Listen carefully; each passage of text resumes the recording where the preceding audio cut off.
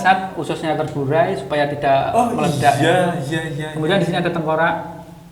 Ini setengah terburai, setengah masih utuh gitu ya. Ini dan juga bawah juga ada. Ini tengkorak-tengkorak. Ini model pemakaman seperti Trunyan tuh. Oh, yang ada jadi di Bali itu ya? Tidak dikremasi, dibakar tidak, tapi hanya diletakkan di bawah pohon gitu. semacam itu. Jadi konsep kremasi atau pemakaman zaman dulu itu macam-macam. Sakderenge nglajengaken mirsani video sakjangkepipun, kula aturi kapurih nutul tombol subscribe supados boten ketinggalan video salajengipun. Kagem kemanfaatan video menika monggo dipun like, komen lan ugi share. Mugi panjenengan sedaya pinaringan seger waras, bejo donya bejo akhirat, rahayu sagung dumadi.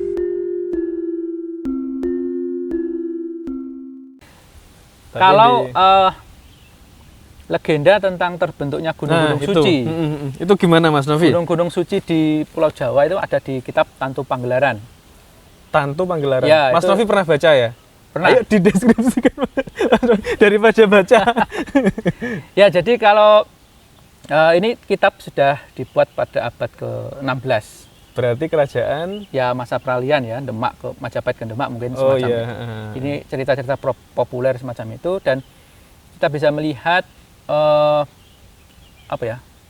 pandangan atau pengetahuan masyarakat Jawa saat itu terhadap mitologi Hindu, terutama tentang pemindahan Gunung Mahameru ya dari Jambudwipa, maksudnya mungkin India ke Jawa Dwipa.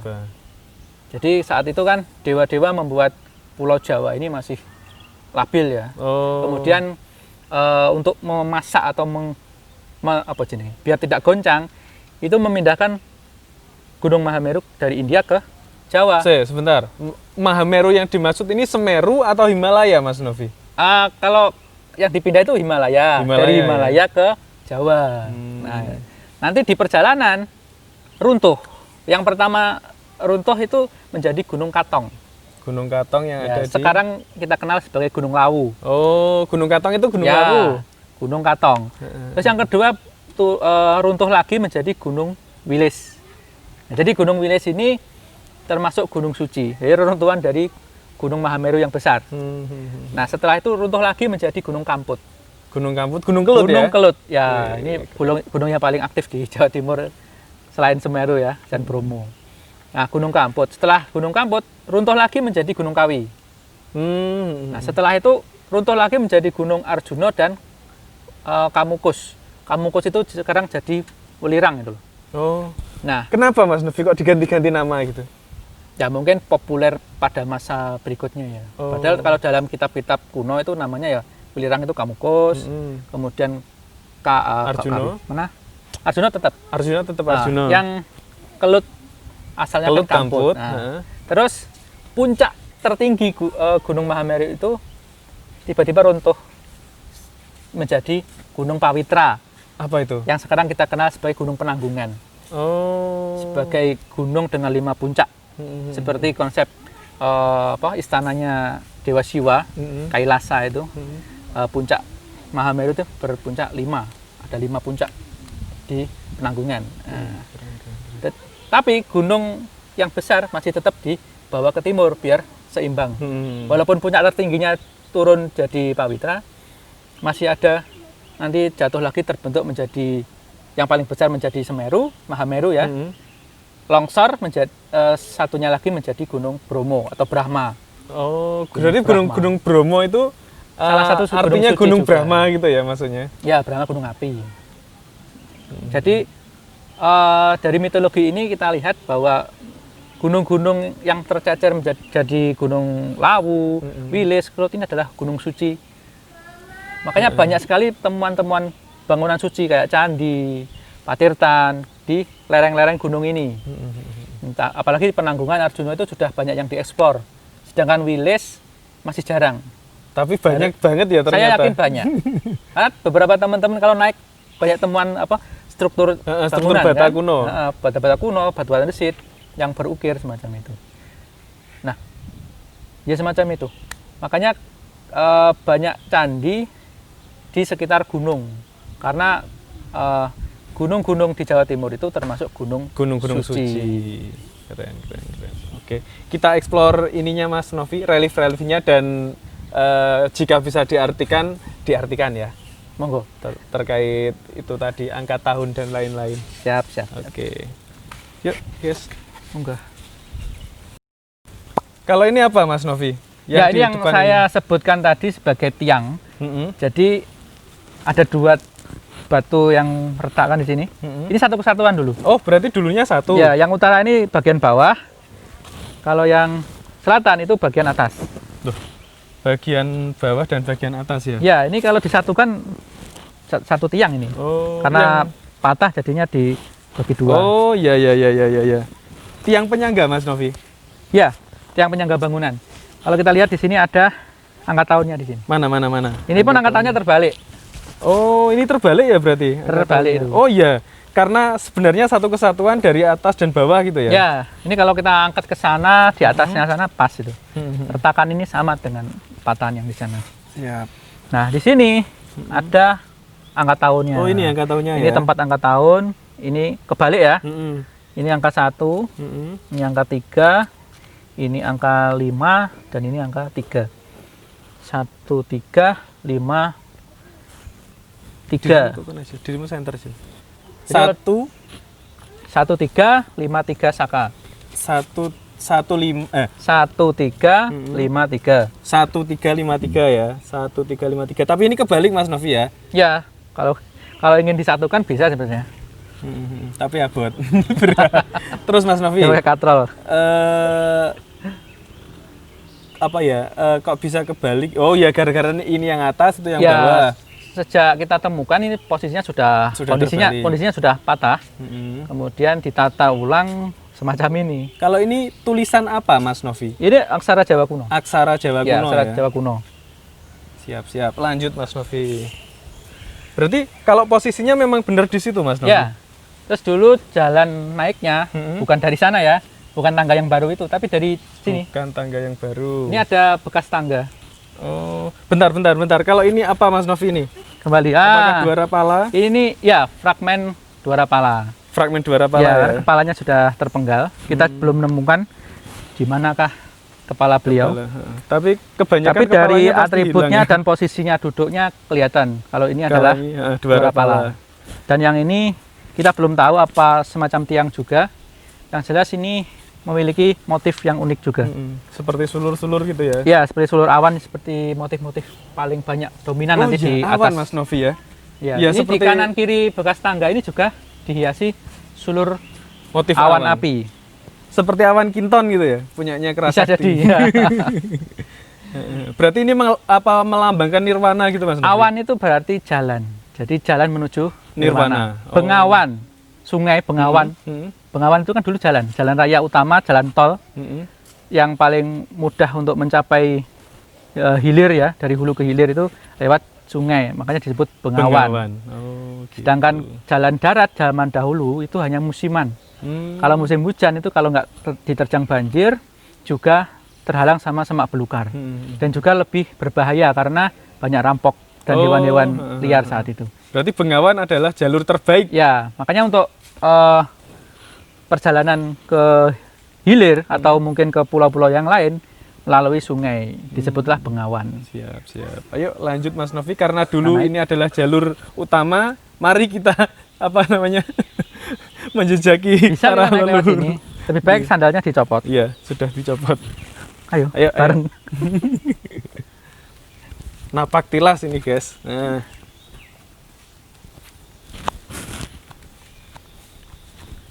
Nah, ini ada seperti gua tapi nggak jadi atau gimana Mas Novi? Bukan gua tapi ya cerukan. Cerukan ya? Ya, leng.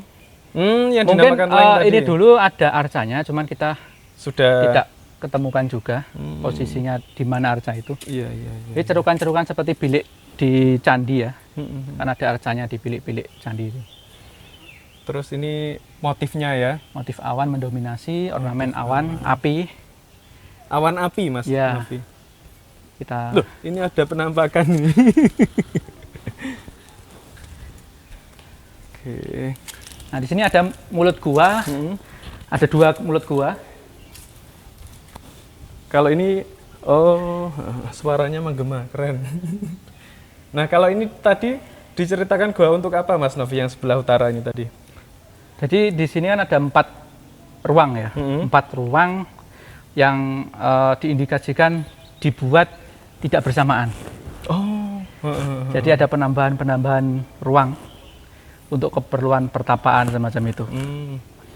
Nah, yang paling tua mungkin kita bisa lihat di sebelah sini ada naga Oh, ini di dalam yang paling cerukan. tua. Diperkirakan yang Ya, paling karena tua ya. angka tahun yang kita dapat ya ini yang paling tua. Iya. Naga, terus apa tadi? Nogo mangleng, selo guwo. Oh, iya. Nogonya ngeleng di situ di dalam mulut gua. Oh. Gua apa? Gua batu. Oh ya, Selogwo tadi. Selo guwo.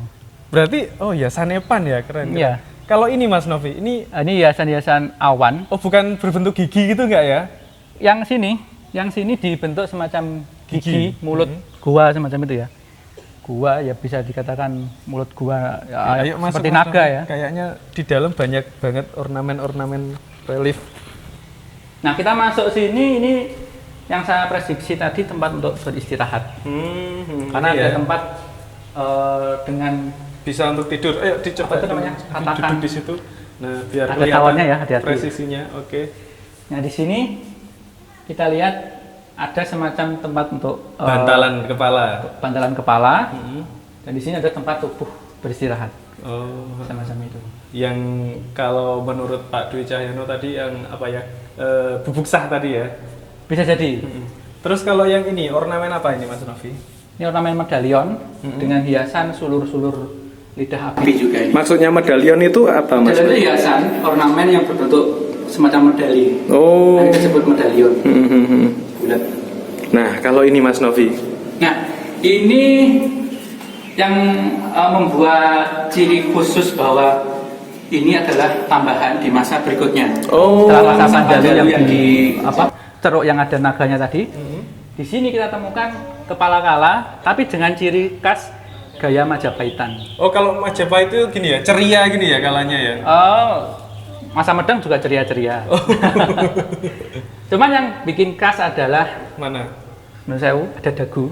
Oh, gendut gitu ya. Kemudian taringnya juga ada 2. Oh iya, Ya taringnya kan? dua. Kalau masa-masa Medang Panjalu itu tanpa rahang bawah, tanpa dagu. Jadi hanya bagian pipi atas, taring atas saja. Kemudian langsung ke tangan dan berhubungan dengan Makara. Oh, ini Makara Ini ya. harusnya Makara tapi rusak ya, kanan kirinya rusak. Oh iya, kanan kirinya. Makanya disebut Kala Makara. Gabungan antara kepala kala dengan Makara, hewan mitologi. Kelihatannya tinggi semua. Semacam itu. Oke, kalau dalamnya ini ada apa lagi Mas Novi Nah, kira-kira? ke center. Center Mas. Oki bisa minta tolong HP-nya Mas. Tambahan ayo semua. Untuk center. Ini kalau nggak ada senternya nggak kelihatan ya. Iya, tapi kelihatan Mas. Kurang cerah. Enggak apa-apa. Jauh nih. Teman sewu. Nah, ini di sini yang saya sebut tadi sebagai bilik untuk upacara keagamaan menghadap Hyang Widi. Tapi ini maksudnya bangunan baru ya, bukan era apa? Kalau kita lihat kepala kalanya tadi mungkin tambahan masa Majapahit. Oh iya. Nah, lihat di sini ada ornamen.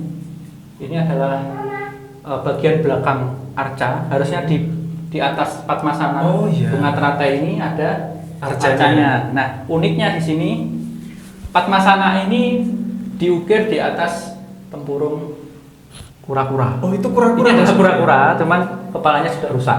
Oh. Nah, terus di bawah ini ada ceruk. Biasanya untuk menaruh Bisa untuk sesajian di sini. sesajian Ya, ya. kita lihat di sini banyak sekali apa sih? Bekas-bekas dupa. Bekas-bekas pembakaran ya, jelaga-jelaga Jelaga. hitam itu. Kanan kiri juga ada. Terus yang di atas ini untuk pelita, Oh. penerang. Nah, di sini ini juga sebetulnya ada arca pendamping dulu. Bagian bawah sini. Ataukah prasasti? Tidak ada. Tidak ada ya berarti. Jadi minimal ada 2 arca di sini dulu. Tapi kalau di sini nggak ada ya, cuma penerangan tak ya. Penerangan saja. Ya. Terus di sini kita lihat di pintu kita menemukan ya, kita ketahui Mana, ada Mas Novi? cerukan-cerukan lubang. Oh iya, lubang. Ya, itu ada penghuninya. Penghuninya Cicak. Oh, cicak. Oh, iya. Nah, lubang-lubang ini adalah engsel untuk pintu. Jadi daun pintu dulu ada asnya di sini. Oh. Nah, di sini tapi sudah rusak. Di sini juga sudah rusak. Jadi dulu ternyata di sini dikasih pintu. Oh ya. Ya, ada pintunya dulu di sini. Siap. Berarti ini dari ke ruang tertua Mas Novi. Bisa, ya kita flashback aja. Iya. Nah, kemudian di atas ini adalah relief Apa ini Mas Novi? Garuda sebagai lambang Garuda. pembebasan. Lambang apa? Pembebasan. Pembebasan. Kalau Indonesia kan Garuda sebagai lambang negara karena merefleksikan sebagai lambang pembebasan dari penjajahan. Oh iya. Nah, kalau di Ini sini Garuda ya kalau berhubungan bahasa. dengan pelepasan duniawi untuk menuju ke Nirwana. Berhubungan dengan awan-awan ini juga jalan menuju nirwana. Ini awan-awannya. Jadi Garuda ini kan terkenal dengan cerita Samudra Mantana ya. Air Amerta, maaf. Air Amerta. Jadi dia membebaskan perbudakan ibunya dengan cara mengambil air Amerta dari para dewa untuk diserahkan kepada Ibunya. para naga atau Oh, ular. para naga. Iya, Tatsaka. tapi akhirnya ketemu Dewa Wisnu, akhirnya mereka berkolaborasi untuk mengalahkan naga. Nah, sampai saat itu karena Dewa Wisnu membantu pelepasan atau pembebasan ibunya dari perbudakan para naga, dia menjadi wahana atau kendaraan Dewa Wisnu. Makanya ada arca Garuda Wisnu Kencana. Oh Arca iya, Wisnu. benar. Ya, jadi ini juga termasuk inspirasi dari negara Indonesia. Jadi logo Garuda Pancasila. itu kan dari logo Garuda. semacam Pembebasan dari penjajahan itu tadi. Oke, berarti ini era Majapahit ya pembangunannya perkiraan. Ya, kalau estimasinya. relung ini mungkin relung yang utama ini dari Majapahit. Iya. Kalau yang sini mungkin yang utama dulu ada dua ini, hanya dua relung utara dan ini. Tapi kemudian dikembangkan semacam itu. Lanjut Mas Novi. Nah, ini yang naga tadi ya, Ya. kita ambil detailnya. Berarti naga ini melambangkan angka tahun Mas Angka Novi. tahun. Ya? Naga. Kalau ini naganya namanya naga raja atau naga apa Mas? Ya, kita sebut naga raja karena dia bermahkota. Bermahkota, ya. Rajanya para naga. Tatsaka. Raja, naga. Terus di sini juga ada banyak relief sekali. Relief. Tapi ini reliefnya awan semua ya? Awan ada juga Sulur awan. kehidupan. Di situ ada model rumah-rumahan. Mana Mas Novi? Itu kayak rumah-rumahan zaman dulu. Terus protokol kesehatan sudah diterapkan. Ada protokol kesehatannya juga. Lampu. Lampu guys. Mas Oki, tolong lampunya Mas Oki. Kok udah kena? Nah ini. Nah ini adalah protokol kesehatan ya di masa Jawa kuno. Nah, gimana maksudnya? Jadi di sini ada semacam pancuran air ya, tempat air. Dan gayanya pun dengan penuh ukiran loh dulu ini. Oh iya. Jadi orang dulu emang kreatif ya. Sini ada tumpal, ada motif-motif apa ini. Tutupnya juga dihias. Kaki tempat apa? Wadah air juga dihias. Di sini ada pancurannya. Oh itu air ya berarti yang memancing. Ya. Nah orang-orang duduk di atas semacam gazebo ya. Jadi rumah-rumah apa? Oh iya, ini joglo ya kayaknya ya. Semacam gazebo mungkin ini. Gazebo Ya. ya. Jadi rumah-rumah Rumah-rumah kuno. panggung ya, model-model Oh iya, panggung benar-benar, dengan rumah atap. panggung. Nah, Tapi inilah sudah tingkat loh Mas Novi itu ya. di mana dulu arsitek Belanda Mecklenburg terinspirasi untuk membuat bangunan model tradisional Yang semacam di ini. itu ya gereja Posarang itu ya. Pertama kantor Purbakala di Trowulan, yang kedua gereja Posarang. Berarti gereja Posarang itu terinspirasi dari ornamen ini ya. Iya, Relief ini ya. relief bangunan-bangunan kuno, terutama yang di Gua Selomangkleng ini. Semacam itu juga. Ada lagi. Nah ini. Loh, Dan ini masukan untuk arsitek-arsitek muda terutama ya, untuk mengembangkan dan memasyaratkan gaya-gaya tradisional kita yang ramah lingkungan dan juga anti gempa. Kemudian diwujudkan dalam pengembangan perumahan-perumahan di Indonesia. Nah, bisa dipelajari di relief-relief candi, Gua Selomangkleng juga ada. Dan akan memunculkan ciri khas Nusantaranya. Wih. Indonesia banyak sekali loh gaya-gaya bangunan Ini sudah tradisional anti yang gempa ramah Mas Novi lingkungan. ya. Iya. Perkiraan. Dengan gaya-gaya rumah panggung semacam ini adalah rumah-rumah anti gempa. Iya, iya. Karena dulu gunungnya aktif ya. Sangat aktif, terutama atapnya yang apa ini namanya? Oh iya, biar apa Biar abu vulkaniknya langsung jatuh. apapun gitu. air hujan langsung jatuh. Ini kan juga runcing begini ya. Biar nggak Jadi ngendap tidak, di atas. kalau model Eropa kan atasnya malah nampu air ya. Nampung air, nampung Nampung air. debu vulkanik saat itu. Banyak sekali setelah letusan Ini ternyata 2014. manusia-manusia muncul. semua Mas Novi ya. Ya, kita bisa lihat ini. Dan kita bisa belajar dari busana zaman dahulu. Mana busananya, mana busananya? Dari sini hiasan apa kalung. Tapi ini agak Sebenarnya pornografi dikit. orang zaman dulu itu kaya-kaya Heeh. karena banyak perhiasan Oh, dari iya, iya. batu mulia, emas, perak, ake. Kalau Ini nggak terlalu jelas ya, tapi yang di sini seperti penari membawa selendang. Ini ya. terus ini Kemudian di sini ada cerita pemburu. Ya, pemburu ini anjing geladak. Hah? Kemudian ini nggak tahu, ini monyet anjing ya punya. berarti? Ini monyet. Oh yang iya monyet itu. Terpanjang. Jadi ini jerat nih. Jadi Oh. dia terjerat sama jebakan. Semacam itu. Nah, ini para pemburunya. Pemburunya bawa senjata, membawa anjing. Kan sebenarnya anjing Geladak, geladak ya, geladak. anjing berburu. Terus perkiraannya Mas Novi, ini relief tahun kerajaan apa Mas Novi? Kalau kita lihat ini ada unsur masa Majapahitnya ada. Mungkin juga ornamen medangnya juga masa-masa kediriannya sudah ada Sudah ada juga ya. Kalau ini apa Mas Novi ini? Nah, ini kita harus merefleksi bahwa kehidupan itu kan sebentar. Dari kandungan ibu kita hidup ke dunia dan berakhir di Nirwana. Setra ya. pemakaman. Ini Mana kita lihat pemakamannya ini, mana? jasad ini ya. Oh. Jasad ususnya terburai supaya tidak Oh meledak. iya. Kemudian di sini ada tengkorak. Ini setengah terburai, setengah masih Ya. utuh gitu ya. Ini dan juga bawah juga ada. Ini tengkorak-tengkorak. Ini model pemakaman kan seperti Trunyan tuh. Oh, yang ada Jadi di Bali tidak itu ya. tidak dikremasi, dibakar tidak, tapi hanya diletakkan di bawah Dibiarkan pohon gitu. semacam itu. Jadi konsep kremasi atau pemakaman zaman dulu itu macam-macam. Tidak hanya dibakar saja, ada juga yang dikubur, ada juga yang diletakkan di bawah pohon tertentu, ada juga yang dilarung, Khususnya terburai. ada juga yang dimasukkan ke hutan untuk dimakan anjing-anjing liar. Berarti memang didarmakan untuk anjing-anjing liar ya. Betul. Kalau besoknya keluarga datang dagingnya masih ada, itu sangat sedih. Oh. Karena kurang diterima oleh Alam. dewa penjaga hutan tersebut. Jadi macam-macam. Ada yang dikubur dengan batu seperti orang kubur-kubur kalang, kubur-kubur batu di Bondowoso banyak sekali. Terus ini tadi Mas Novi, yang jenengan sebutkan kandungan tadi mana? Alam kandungan. Oh itu ya. Ini juga bisa refleksi bahwa pertapaan atau bertapa itu kan seperti kita di dalam kandungan.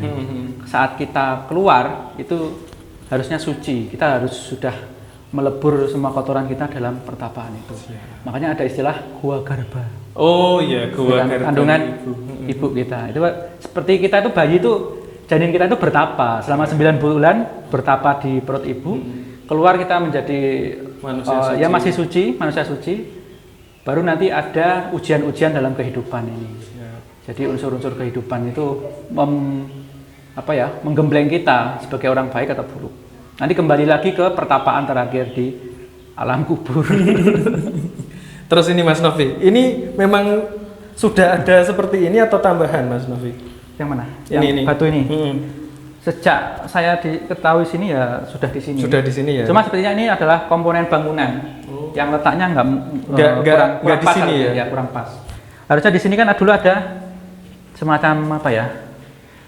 Tempat berdoa juga di sini untuk berdoa kepada tokoh ini. Nah, Ini tokoh apa ini ini? yang paling sering disebut sebagai Dewi Kili Suci. Arca Dewi Kili Suci. Arca Dewi Kili Suci. Cuman kalau kita lihat dari penggambarannya, ini ada tokoh laki-laki.